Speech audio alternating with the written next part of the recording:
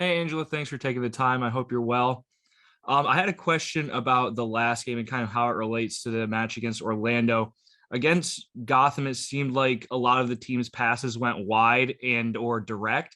I was wondering if that was part of the game plan, and if not, what does the team need to do to ensure more buildup comes through the center channels?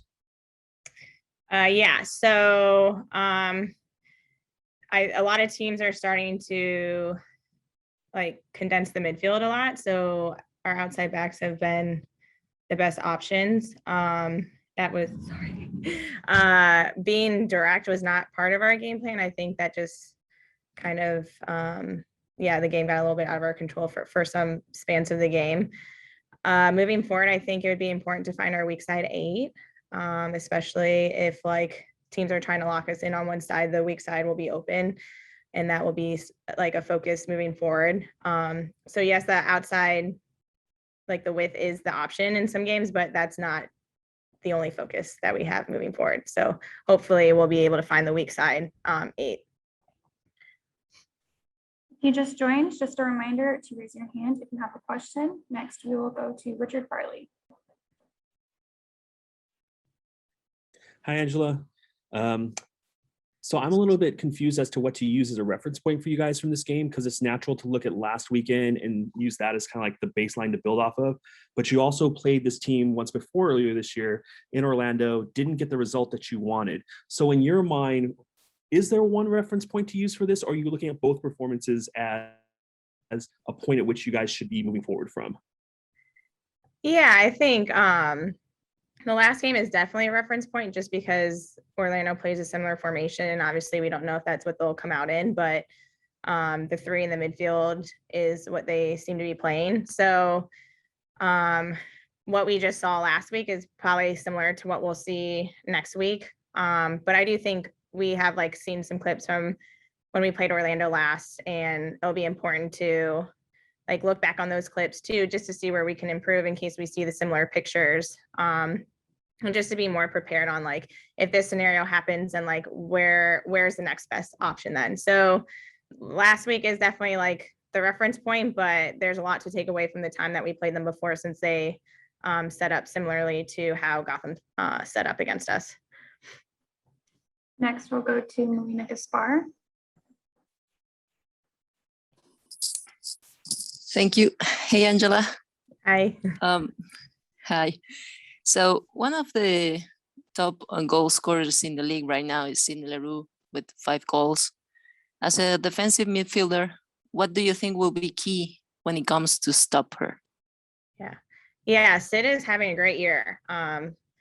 Actually really excited for her. I think her story is really cool, but I think what will be important will be just like not giving her time and space on the ball, and then also being aware of her movement.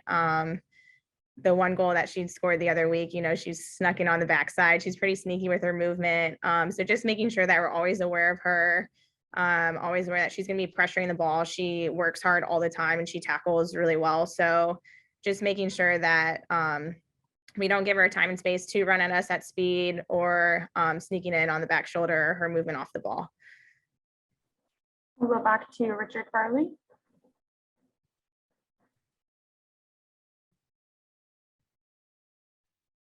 Hey, Angela, Melina's question reminded me about another player from Orlando that I wanted to ask you about.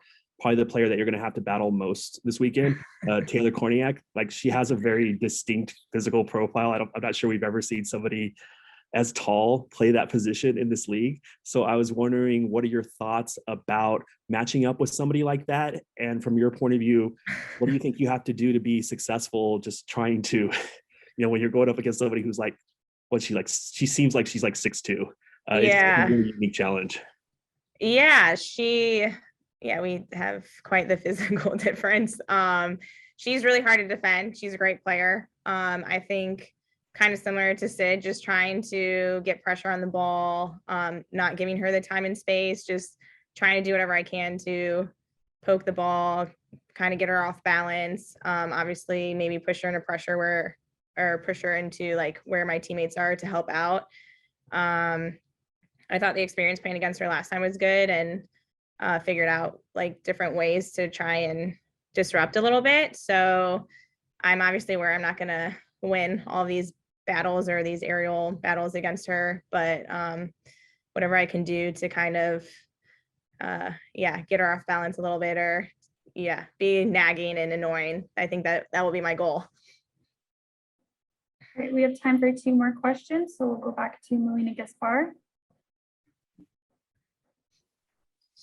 Yeah, Angela, another question, not football related, maybe. Since the Olympics are so close, what kind of sports do you enjoy watching besides football? Thank you. Oh, I like all sports. I like, basketball a lot.